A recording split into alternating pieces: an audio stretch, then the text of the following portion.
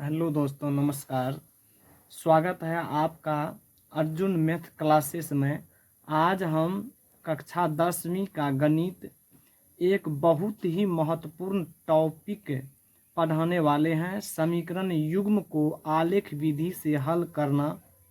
अगर ग्राफ बनाना कठिन लगता है या बोर्ड परीक्षा में पूरे अंक चाहिए तो यह वीडियो अंत तक जरूर देखें।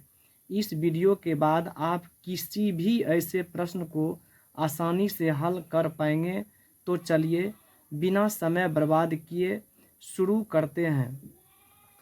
तो सबसे पहले प्रश्न को ध्यान से पढ़ते हैं, फिर दोनों समीकरण का ग्राफ बनाएंगे और जहां दोनों एक दूसरे को काटेगी वही उनका हल होगा। तो चलिए समीकरण है, समीकरण युग्म को आलेख विधि से हल करें। समीकरण दिया है 2x + 3y = 12, तो x - y = 1। तो समीकरण पहला समीकरण हो गया इतना और दूसरा समीकरण हो गया इतना। तो पहले समीकरण को हल में लेते हैं कि 2x + 3y बराबर हो गया 12, समीकरण 1। अब इसको मुझे क्या करना है, तो 2x को रख लेंगे या 3y को रख लेंगे। किसी एक को इस पक्ष बाएं पक्ष रखेंगे, एक ठो को दाएं पक्ष भेज देंगे। कुछ समय लगेंगे दोस्तों। अगर मेरा वीडियो समझ में आए तो हमारे चैनल को लाइक और सब्सक्राइब और फेसबुक पर फॉलो अवश्य कीजिएगा।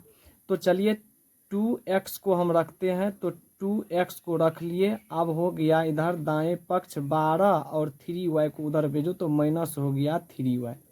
अब x में 2 लगा हुआ है, तो फिर x में अगर 2 लगा है तो इसको भी मुझे लेके चलना है उधर। तो अब x बराबर हो गया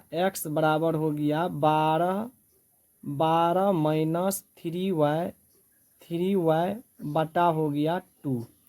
अब देखो इसका एक ग्राफ बनाना है, यानी कि सारणी बनाना है। तो सारणी में सबसे पहले मुझे x और y का वैल्यू ज्ञात करना है।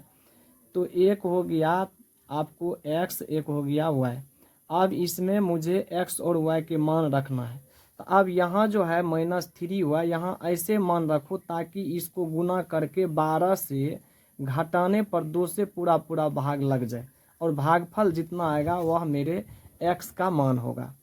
तो इसमें देखो कि अब मुझे क्या करना है, तो 12 यहाँ रख दो 0। अगर 0 यहाँ रखेंगे तो 3 को 0 से गुना करेंगे तो 0 बचा और 12 बच गया, तो 2 छाक हो जाएगा 12। तो y का मान कितना रखे 0, y का मान हो गया 0। अब हो गया 12 में 2 से भगा दो तो 6 बार में कटेगा, तो x का मान हो गया 6। अब यहाँ मान रख लेते हैं हम लोग 2। अगर 2 मान रखेंगे तो 3 दूनी हो गया 6, y का मान रखे हैं 2, तो y के मान हो गया 2। तो इसका मान हो गया 6। 12 में से 6 गया 6 बचा, तो 6 में अगर 2 से फिर भगा देंगे तो 2 तिया 6, इसका हो गया 3। अब मेरा समीकरण 1 का ग्राफ बन गया, सॉरी इसका सारणी बन गया। अब समीकरण 2 से समीकरण 2 से अब समीकरण 2 को लो, तो समीकरण 2 कितना था, x - y = 1। अब फिर वही प्रक्रिया करेंगे। इतना ध्यान रखना है कि जब x को इधर दाएं पक्ष किए हैं तो इधर भी y को दाएं पक्ष किए हैं तो इधर भी y को ही दाएं पक्ष करेंगे। तो फिर x बराबर हो गया 1 प्लस हो गया y। तो इसका भी एक सारणी बनाओ, इसका भी सारणी बनाना है मुझे। 2 ठो मान उसका भी x और y का मान निकाले हैं, तो इसका भी 2 मान मुझे निकालना पड़ेगा। तो यहाँ हो गया x, यहाँ हो गया y। तो ये तो सिंपल सा, इसमें भागा भी मुझे नहीं देना पड़ेगा, यहाँ जो रखो। तो एक बार फिर रख लेते हैं y का मान 0, तो x का मान हो गया 1। फिर y के मान रख लो 1, तो x के मान हो गया 1 1 2। अब मेरा यह सारणी बन चुका है। अब मुझे करना क्या है, तो इसका ग्राफ बनाना है। अब इसका ग्राफ बनाओ। तो ग्राफ बनाने के लिए सबसे पहले एक रेखा खींचो, ठीक इस रेखा के खींचो, इसमें दाएं पक्ष और बाएं पक्ष। तो सबसे पहला मेरा यहाँ हो गया 0 हो गया, और ऊपर हो जाएगा मेरा ऊपर का हो जाता है y, यानी कि इसका वैल्यू आ जाएगा, इसको y मानो, इसको y1 मानो, इसको y1 मानो, इसको x मानो, इसको x1 मानो। इधर जो वैल्यू होता है तो माइनस में निकलता है, तो -1 ले लेते हैं, -2 ले लेते हैं, यहाँ भी -1 ले लेते हैं, -2 ले लेते हैं, यानी कि नीचा जो है माइनस, फिर बाएं पक्ष जो है माइनस, फिर दाएं पक्ष। अब चलो यहाँ 1 मानते हैं, यहाँ 2 हो गया, यहाँ 3 हो गया, 4 हो गया, 5 हो गया, 6 हो गया। इसको भी मानना है, 1 2 3 4 5 और 6।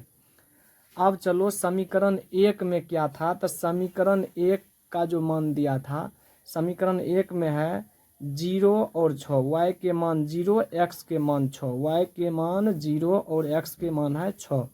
तो हमको ग्राफ में मिलाना है y का मान 0 और x का मान 6।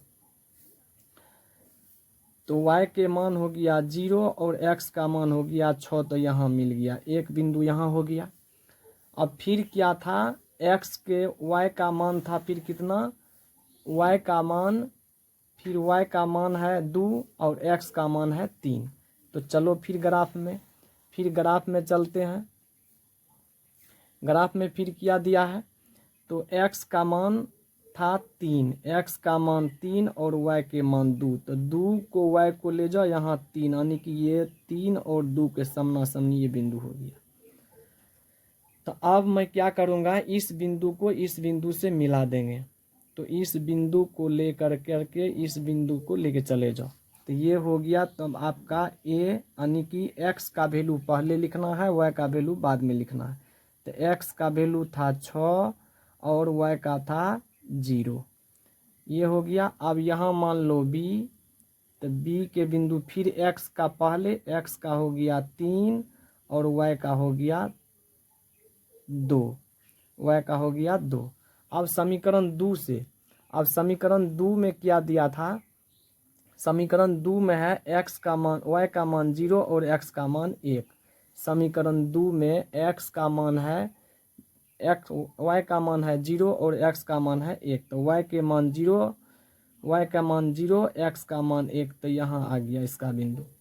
फिर चलो दूसरा है, फिर दूसरा दिया है x का मान, y का मान 1 और x का मान 2, तो y के मान 1 और x का मान x का मान 2 और y के मान 1, तो यहाँ मिल जाएगा। चलो तो अब फिर उसी प्रकार से मुझे रेखा खींचना है, दोनों में फिर रेखा खींचना है। तो x का मान इसमें था, पहला में समीकरण 2 में शुरू में था y के मान 0 और x का मान 1, तो 1 पाके मिला दिए। और फिर दूसरा था x का मान 2 और y के मान 1, तो यहाँ मिल गया। अब इसको फिर इसके बीचों बीच खींच दीजिए। अब देखिए कि यहाँ हो गया x का वैल्यू पहले लिखना है, तो इस a b यहाँ हो गया c का मान कितना, 1 और 0, 1 और 0। अब फिर d का वैल्यू ले लो, d का हो गया कितना, फिर 2, x का मान 2 और y के मान 1। तो अब यही मेरा आंसर हो गया, इस हिसाब का आंसर आ गया, यानी कि आलेख विधि से इसका जिस पर काटा वही होगा आंसर। इसका आंसर आ गया 3 2, यही हुआ इसका आंसर। तो दोस्तों मेरा वीडियो अगर आप लोगों को अच्छा लगे, पसंद आए, तो मेरे वीडियो को लाइक और सब्सक्राइब कीजिए और दोस्तों के पास शेयर कीजिए। मैं क्लास 10th का पूरा मैथ को इसी प्रकार से समझा सकूँ, और कोई भी प्रॉब्लम हो, कोई भी दिक्कत हो, तो मुझे आप लोग मैसेज करना ना भूलें। मुझे मैसेज करें कि यहाँ मुझे प्रॉब्लम है, मैं पुनः उस वीडियो को बना करके आप लोगों को भेजूँगा। धन्यवाद।